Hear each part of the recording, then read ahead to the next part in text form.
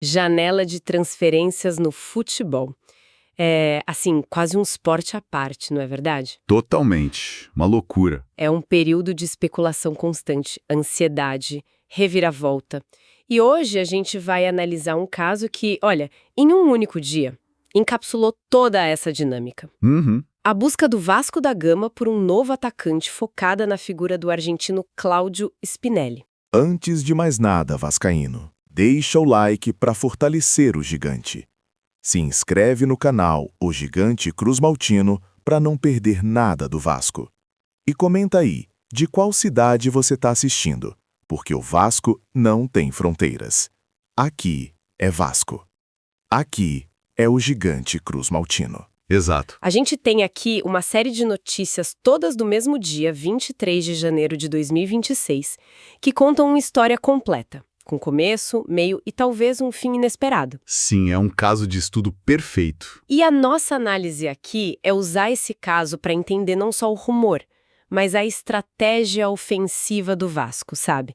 As engrenagens do mercado e como tudo pode mudar em questão de horas. E é fascinante, porque a gente consegue ver o processo se desdobrando quase em tempo real. Não é só sobre quem vem, mas tipo, como se contrata. Exato. E é analisando o que saiu na imprensa nesse dia, a gente vê o surgimento de um nome, a análise interna do clube, os fatores de decisão e, claro, a concorrência. A concorrência sempre aparece. Sempre. É um microcosmos de como a diretoria do Vasco está tendo que operar agora, sob pressão e num mercado muito, muito volátil. Então vamos começar pelo princípio. O nome. Quem é Cláudio Spinelli? E por que, de repente, ele surge como uma opção para o Vasco nesse momento? Então, o perfil básico que as fontes nos trazem é o de um atacante argentino de 28 anos, 1,80 metros. Atualmente ele joga no Independiente Del Valle, do Equador. Certo. E um detalhe importante, ele tem contrato até o fim de 2027. Isso já muda tudo, né? Sim, porque não é um jogador livre no mercado. Exato. Qualquer negociação envolve uma taxa de transferência. Isso já coloca a conversa em outro patamar financeiro desde o comecinho. E ele não é um desconhecido da torcida, né? Muito pelo contrário. Jeito nenhum. As fontes fazem questão de lembrar que ele foi um algoz recente do clube. Marcou nos 2 jogos dos playoffs da Sul-Americana do ano passado contra o Vasco. Eu lembro bem desses jogos. Eu também. A torcida ficou na bronca e contratar um ex-algoz é sempre aquela aposta, né? De alto risco e alta recompensa. Com certeza. Se dá certo, ele vira ídolo muito rápido. Mas se dá errado? Se dá errado, a cobrança vem em dobro, porque a memória do torcedor não perdoa. É verdade. Exato. Esse histórico recente funciona como um cartão de visitas, assim, meio ambíguo. Mas o que realmente coloca o nome dele na mesa da diretoria são os números. Os números dele são bons. A temporada passada dele foi, objetivamente, excelente. As fontes citam 28 gols em 52 jogos. 28 gols é um número bem expressivo. Muito. E para colocar em perspectiva esse número sozinho, é mais do que o Vegetti e o Ryan, que são os 2 artilheiros que o time está perdendo, marcaram juntos na última temporada. Nossa, essa comparação é forte. É. Então a discussão no Vasco não é apenas sobre preencher uma lacuna, é sobre a possibilidade real de dar um upgrade na capacidade de finalização do time. E essa comparação com o Vegetti e Ryan é fundamental. Deixa a urgência da situação muito mais clara. Sem dúvida. Não é só uma busca por qualidade, é uma corrida para repor a principal fonte de gols da equipe que está indo embora. O que mais no elenco atual justifica essa busca tão focada por um homem-gol? A urgência é máxima. E ela vem de uma reformulação forçada no ataque. A saída do Vegetti já é um fato e a transferência do Ryan é dada como iminente. Ou seja, os 2 principais nomes, os 2 pilares ofensivos do time no último ano.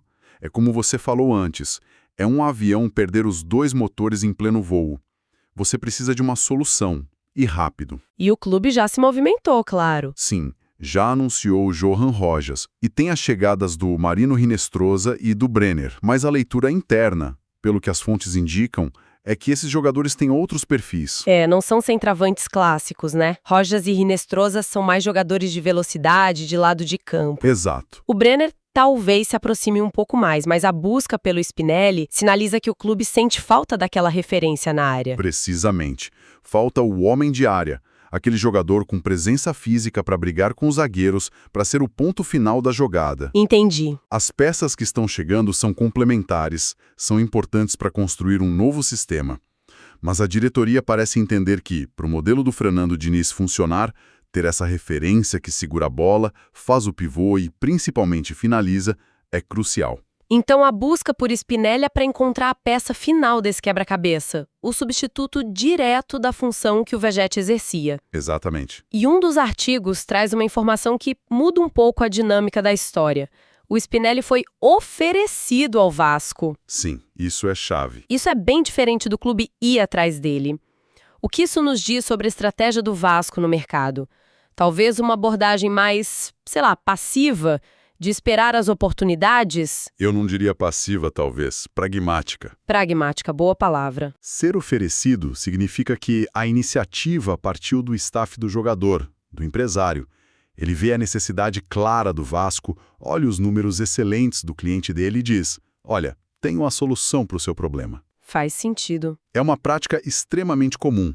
E para o clube isso pode ser vantajoso. Economiza o trabalho de prospecção e já chega com um pacote mais ou menos delineado. E as fontes indicam que a recepção foi boa. Sim, eu vi a frase exata.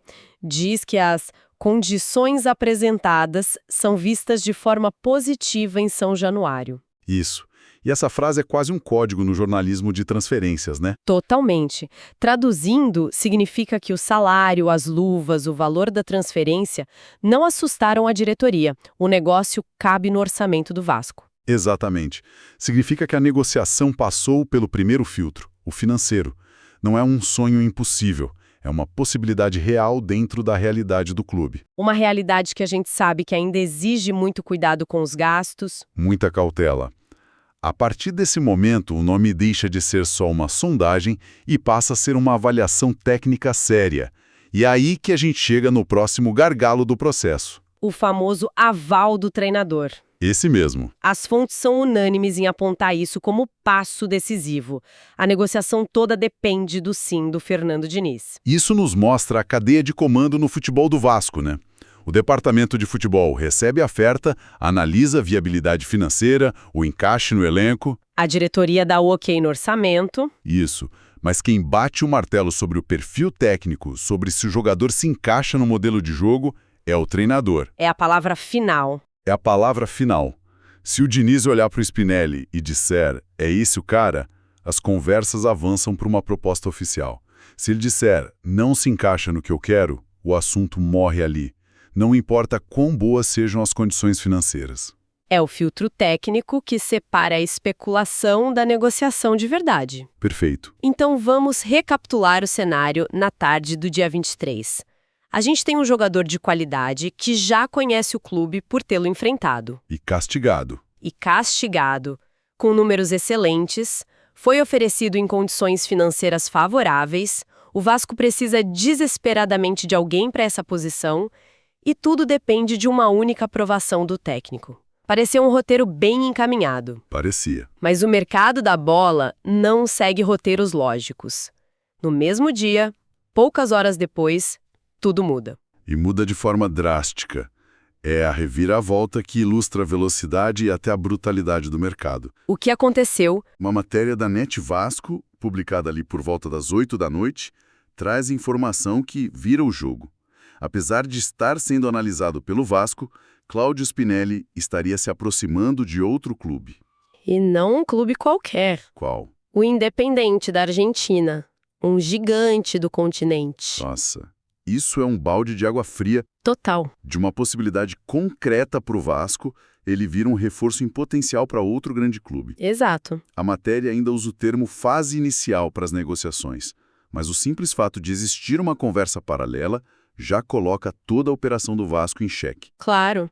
Significa que, enquanto o Vasco estava naquela fase do vamos esperar o aval do Diniz, outro clube já estava agindo. Já estava conversando, negociando. É a demonstração mais clara da volatilidade do mercado. Com certeza. Um agente inteligente não oferece seu jogador a um único clube. Ele cria um leilão informal. Sim. Enquanto o Vasco analisa, o staff do Spinelli já está conversando com o Independente, talvez com outros clubes também. Isso coloca uma pressão imensa na estrutura do Vasco. A janela de tempo para analisar, obter o aval do técnico, preparar e enviar uma proposta é curtíssima. Porque a concorrência não dorme. Não dorme. A velocidade de ação é tudo. A análise criteriosa é importante, mas se ela for lenta demais, você perde o jogador. O alvo sai do mercado antes mesmo de o seu processo interno ser concluído. A história do Spinelli nesse único dia é uma aula sobre essa corrida contra o relógio. Precisamente. E para o Vasco isso é um alerta. Não basta ser criterioso na escolha, é preciso ter agilidade para executar. Porque o Independente, talvez com um processo de decisão mais rápido ou com mais certeza do que queria, pulou na frente. E no mercado, quem chega primeiro com a proposta certa, geralmente leva. Geralmente leva. Então, o que essa montanha-russa de menos de 12 horas nos ensina sobre o momento do Vasco? Vimos a anatomia completa de um rumor. A oferta, a análise, a condição técnica e a chegada de uma concorrência de peso que pode melar tudo. Se a gente sintetizar, o primeiro ponto é sobre a estratégia do Vasco. Fica claro que o clube não está parado. Não, de forma alguma. Existe um reconhecimento da necessidade no ataque e uma ação para resolvê-la. Avaliar nomes que são oferecidos é uma estratégia válida, principalmente para um clube que precisa ser inteligente com seus recursos. Sim, mostra que estão atentos às oportunidades. Exato. Mas também expõe uma vulnerabilidade nessa estratégia, que é essa questão do tempo que a gente acabou de discutir. Certo. O segundo ponto, imagino, é sobre o funcionamento do mercado em si. Isso. O caso ilustra perfeitamente o poder dos empresários em movimentar o tabuleiro e a cadeia de decisão que já mencionamos. Scout, diretoria e, por fim, a comissão técnica. Vimos cada um desses estágios em ação. E o terceiro ponto, que é algo que quem acompanha o clube sente diariamente. A velocidade e a confusão da informação. Exato. Uma notícia que parece sólida de manhã pode ser completamente invalidada por outra à noite.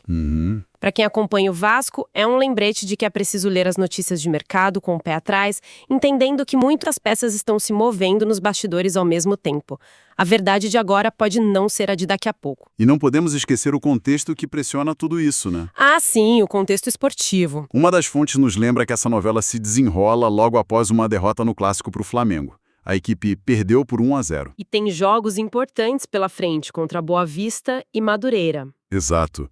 A performance em campo joga gasolina na fogueira da urgência do mercado.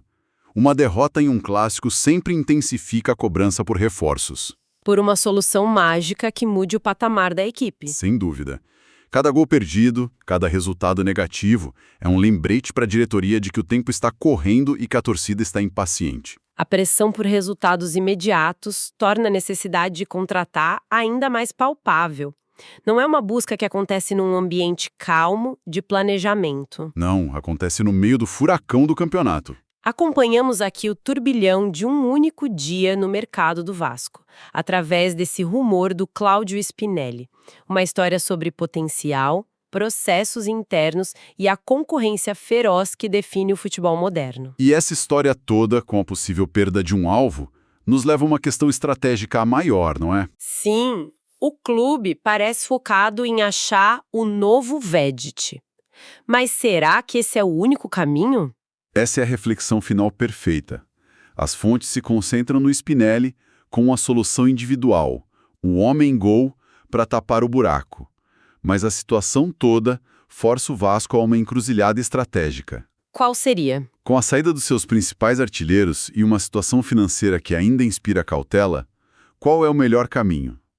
É insistir na busca por um substituto direto, um finalizador de ofício para ser a referência como o Spinelli seria? Ou seria mais inteligente e talvez mais moderno aproveitar a chegada de peças como Rojas e Hinestrosa para reconstruir todo o sistema ofensivo? Apostando num novo modelo de jogo. Exato.